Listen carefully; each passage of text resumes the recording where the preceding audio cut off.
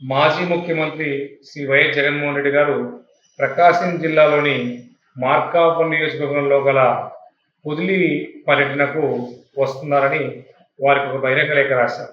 మాజీ ముఖ్యమంత్రి గారికి మేము కొన్ని ప్రశ్నలు వేస్తున్నాం. వారు ఈ జిల్లాకు వచ్చే ముందు ఆ ప్రశ్నలకు సమాధానం చెప్పి ఈ జిల్లాకు రావాల్సిందిగా కోరుచున్నాం. మార్కాపురం నియోజకవర్గం ఎంతో వెనుకబడ్డ ప్రాంతం.